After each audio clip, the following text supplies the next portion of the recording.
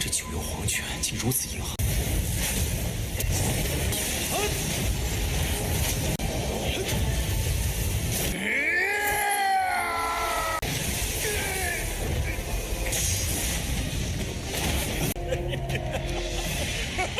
Hula semuanya, bagaimana nih kabar kalian? Semoga kalian dalam keadaan baik-baik saja, sehat selalu, serta dilancarkan rezekinya ya guys. Amin. Pada kesempatan kali ini, kita akanlah melanjutkan tongwa dari BTTH, tepatnya untuklah episode 176. Dan di episode kali ini ya, Xiuyan akanlah memasuki bagian terdalam dari musim semi kuning. Dan pastinya kita akanlah melihat Xiuyan menyelamatkan Youming, kepala klan ular piton Tanah 9, serta kemunculan Yao Xiaotian, kepala klan ular piton Tanah 9 yang tenang, sekarang Dozeng bintang 1. Kalau begitu, langsung saja kita masuk ke dalam ceritanya. Sesingkatnya, Xiuyan, Xiuxian, Qingling, dan Medusa sudah mulai mendekati wilayah kekuasaan klan Piton 9 Netherworld, dan mereka bisa melihat adanya istana klan ular Piton 9. Untuk Cailin, dia sungguh tidak menyangka kalau di bawah tanah seperti ini ternyata ada suku ular yang begitu besar.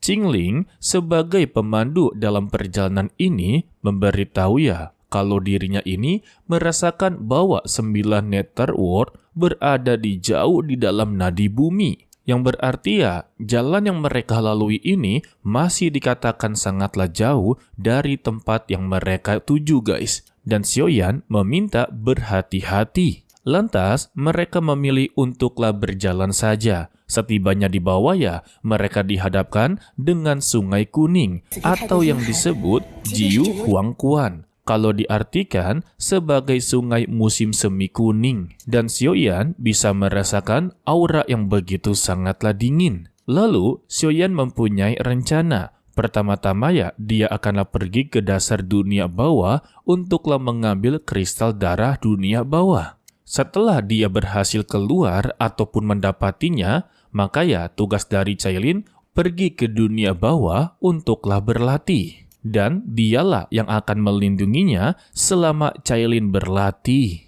Begitu juga dengan Cailin meminta kepadanya, janganlah memaksakan diri. Jika tidak berhasil, lebih baik kembali. Ya. Lalu, Xiuyan langsunglah memasuki bagian terdalam dari musim semi kuning.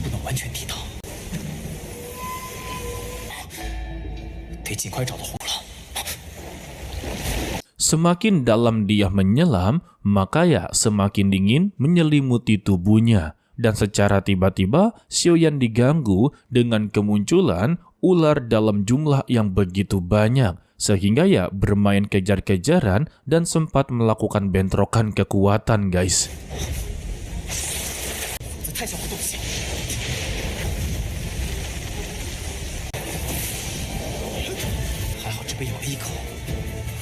Sementara untuk mereka bertiga terciduk oleh para penjaga yang sedanglah berpatroli. Sehingga ya mereka melarikan diri untuklah mengalihkan perhatian guys.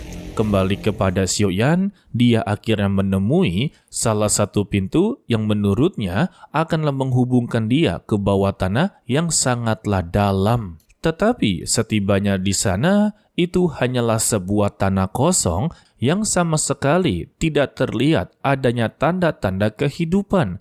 Bahkan ya, sama sekali tidak ada harta yang bisa diambil oleh Xiuyan. Hal ini ya membuat dia sedikitlah pesimis dan memutuskan untuklah kembali. Tetapi dia teringat kalau dirinya memiliki janji kepada Cailin. Dia tidak akanlah pulang dengan tangan kosong. Dan secara tiba-tiba, terdengarlah suara pria yang sedang merintih kesakitan dan meminta pertolongan. Mendengar itu ya, Xiuyan langsunglah mempertanyakan siapa dirinya dan menuju ke sumber suara tersebut. Setibanya, Xiuyan dikejutkan adanya seorang pria yang sedanglah diikat dan juga memiliki aura yang begitu kuat. Dan tak lain kalau pria ini adalah Youming sebagai kepala klan ular piton Tanah 9 yang sebelumnya. Untuk Yao Ming juga terkejut bagaimana bisa adanya seorang manusia berada di tanah terlarang milik keluarga ular piton 9. Dan dia mempertanyakan dari mana dia muncul dan bagaimana bisa untuklah masuk sampai ke tempat seperti ini. Sangat disayangkan, sekalinya dia bergerak ataupun berbicara, pasti rantai tersebut akan terus-terusan melepaskan energi inti keras. Jadi ya, mau dia bergerak ataupun tidak, rantai tersebut akan terus-terusan menyerang dirinya. Dan itu akanlah membuat dia hancur secara perlahan-lahan. Xiaoyan yang melihatnya menjadilah waspada, karena orang yang berada di depannya ini memiliki aura yang begitu kuat, dan orang yang menghukumnya pasti jauh lebih kuat daripadanya, guys. Terlebih untuk saat ini, tugas dari Xiaoyan hanyalah mencari kristal darah musim semi. Jadi ya, urusannya Yao Ming sama sekali bukanlah urusannya. Dan Xiaoyan langsung meminta maaf kalau dia tidak bisa untuklah menyelamatkannya dan pergi dari sana. Tetapi Yao Ming langsunglah berteriak, "Jangan pergi, aku memiliki apa yang kau inginkan." Kembali kepada ketiga ciwi-ciwi ini, mereka berhasil untuklah menumbangkan para penjaga yang sedanglah berpatroli.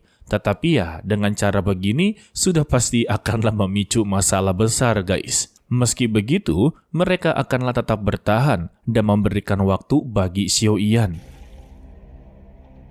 Sedangkan ya, untuk Xiaoyan sendiri, dia kembali untuklah mendengarkan penjelasan dari Yao Ming. Di sini ya, Yao Ming tahu kalau dia bukanlah sejenisnya. Dan dia tahu kedatangan dari Xiaoyan ini untuklah mendapati kristal darah musim semi. Awalnya, Xiaoyan menyangkal, namun Yao Ming tahu betul. Jadi ya, janganlah berpura-pura tidak tahu kepada dirinya. Jika memang dia mencari hal tersebut, maka dia akanlah memberitahunya. Namun ya, ada syaratnya. Kalau dia haruslah membantu dirinya melepaskan dari rantai-rantai ini. Dan dia sangatlah membutuhkan kekuatan dari Xiaoyan.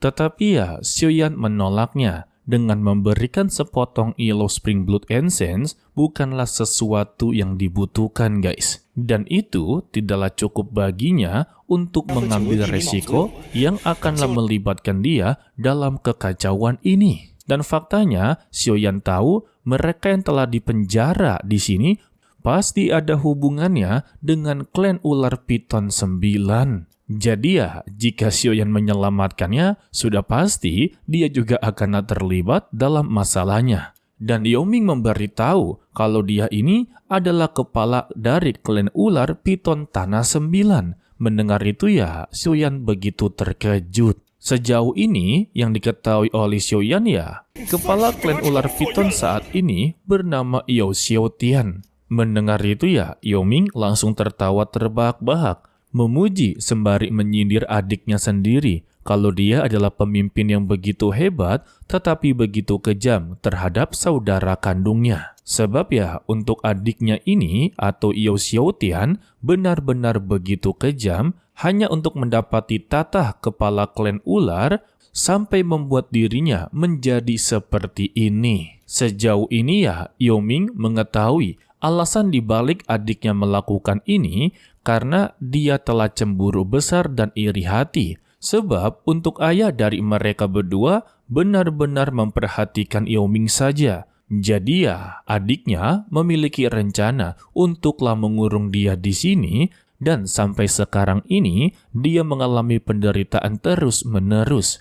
Mendengar itu ya, Xiaoyan langsunglah membandingkan kalau dia mempunyai kakak yang begitu sangatlah baik hati. Mereka benar-benar mengabaikan kehidupan dan kematian hanyalah untuk dirinya. Tetapi ya, berbeda dengan Yao Xiaotian sebagai adik, benar-benar begitu tega untuklah menghabisi saudaranya sendiri hanya demi status saja. Dan secara tiba-tiba terjadinya getaran, membuat Xiaoyan memutuskan untuklah pergi. Yao Ming kembali memperingatkan, jika dia keluar ya, maka dia akanlah diketahui. Ujung-ujungnya, dia akanlah menghadapi tetua bintang ke-7 yang keduanya ini berada di ranah Doseng bintang 1. Terlebih, ini kan lawannya adalah klan ular. Jika mereka mengeluarkan wujud aslinya, maka kekuatan mereka akanlah semakin kuat. Dan Yao Ming memberikan sebuah kesepakatan. Jika dia menyelamatkan dirinya, dia pasti bisa untuklah membantunya keluar dari sini. Dengan kekuatan dia sebagai Doseng Bintang 2, sudah pasti bisa untuklah menghadapinya. Xiaoyan kembali bertanya, untuk saat ini ya, Yao Xiaotian adalah pemimpin yang baru. Sudah pasti dia mampu untuklah menggerakkan banyak sekali tetua dan orang-orang kuat. Jadi ya, menurut Xiaoyan, ketika dia muncul, dirinya khawatir kalau hasilnya akanlah tidak jauh lebih baik, bahkan jauh lebih buruk. Dan Yao Ming mengaku kalau dia ini memiliki tanda Kaisar Netherworld. Jadi ya, untuk para tetua lainnya tidak akanlah menyerangnya dan dia menjamin semua perkataannya, guys. Bahkan dia menambahkan, jika dia berhasil untuklah merebut kembali tatanya, apapun yang diinginkan olehnya, maka dia akanlah mengusahakan untuklah mengabulkannya. Lantas ya, Xiaoyan yang diberikan sebuah penawaran seperti ini menjadi begitu bimbang. Karena dia juga masihlah belum tahu apakah informasi yang diceritakan oleh Yao Ming adalah kebenaran. Jika tahu-tahunya ini bohong, maka dialah yang akan mendapati masalah berat, guys. Betul sih? Jadi ya, ini adalah pilihan yang begitu gambling. Dan Xiaoyan memiliki ide. Dia akanlah menyelamatkan Yao Ming asalkan dia mau mengeluarkan jiwanya dan biarkanlah dia untuk memberikan tanda kepada jiwanya sebagailah jaminan. Jika nantinya tahu-tahu dia berbohong ataupun menipu dirinya, maka Xiaoyan bisa untuklah menghancurkan jiwanya dengan begitu mudah, guys. Siapa sangka Yao Ming setuju dengan permintaan dari Xiaoyan. Sebab ya, Yao Ming inginlah sekali keluar dan balas dendam kepada adiknya. Sehingga jiwanya dikeluarkan dan Xiaoyan memberikan tanda segel kepada jiwanya. Maka dengan begini, kehidupan dari Yao Ming berada di tangannya Xiaoyan. Setelahnya, Yao Ming juga memberikan kekuatan yin dari esensi darah mata air kuning. Lalu, Xiaoyan mempertanyakan bagaimana cara dia untuklah menyelamatkannya. Yao Ming hanya menyuruhnya untuklah mencari inti formasi dari rantai kuning satu ini. Jadi ya, selama dia memecahkan inti formasi tersebut, maka rantai ini akan langsunglah terlepas. Tetapi ya, sejauh ini, Yao Ming tidaklah tahu di mana inti rantai tersebut. Alhasil, Xiaoyan mengeluarkan pedang swan beratnya dan mencoba untuklah memukul beberapa tiang. Dan terlihat ya, tiangnya retak tetapi kembali beregenerasi. Yao Ming menjelaskan kalau tiang-tiang ini telah terbentuk oleh batu kuning yang ditempa bertahun-tahun. Sekelas Doseng Bintang 2 saja tidak mungkinlah bisa untuk menghancurkannya. Tetapi untuk kekuatan jiwa, dia juga masihlah belum mengetahuinya. Lantas ya, Xiaoyan langsung mencoba dengan kekuatan jiwanya, guys. Sehingga satu persatu tiang langsunglah diperiksa olehnya. Setelah mendapati titik kelemahannya, ternyata ya untuk mekanisme ini ataupun intinya memiliki banyak sekali cabang. Beruntungnya ya kekuatan jiwa dari Xiaoyan ini begitu kuat ya. Dia berhasil untuklah mempertahankannya dan sukses atau berhasil untuklah membuka mekanisme dari rantai tersebut. Dan untuk Yao Ming akhirnya terbebaskan. Dia menjadi begitu sangatlah senang serta tidak menyangka kalau dia akanlah diselamatkan oleh manusia, bukanlah sesama klan. Dan Yao Ming tertawa sambil berkata, "Adikku sayang, kamu tunggu saja." Hai. Sedangkan ya untuk Yao Xiaotian yang sedanglah menikmati kejayaannya, tiba-tiba sekujur tubuhnya merinding karena dia telah mengetahui segel rantai kuning sudah ada yang merusaknya. Tetapi ya untuk tetua ketujuh memintanya janganlah khawatir kalau anggotanya telah mencari di seluruh wilayah binatang. Dan untuk Yao Xiaotian, dia juga merasa dirinya jauh lebih kuat daripada kakaknya. Ya, dia berpikir seperti itu kan, karena kakaknya telah disiksa selama bertahun-tahun guys, bahkan ratusan tahun. Sekalinya dia berhasil untuklah menyelamatkan diri, dia membutuhkan waktu untuklah memulihkan kekuatannya guys. Jadi ya, menurutnya percuma saja dia selamat, tetapi tidak akan mempunyai kesempatan untuklah membalikkan keadaan. Tetapi kakak Lu sedanglah berada di samping MC utama, dan Lu hanyalah seorang NPC. Ia sudah pasti akanlah mengalami kekalahan. Dan kita bersambung untuklah episode 176. Untuk preview di part berikutnya, sebetulnya ya tidak perlu untuk preview-preview sih, kalian sudah pasti tahu apa yang akan terjadi. Ya, untuk di episode 177 nanti, kalau Xiao Yan akanlah menghadapi Xiao Tian, sama-sama Xiao nih. Dan pertarungan itu sampailah memaksakan Yao Xiaotian berubah menjadi raksasa atau mengeluarkan wujud ularnya. Dan kita bersambung untuklah episode kali ini. Mimin ucapkan terima kasih kepada kalian yang telah menonton sampai akhir. Pesan dari Mimin, tetaplah menjadi orang yang baik walaupun itu sangatlah sulit. To be continue, sampai jumpa di video berikutnya. Bye-bye.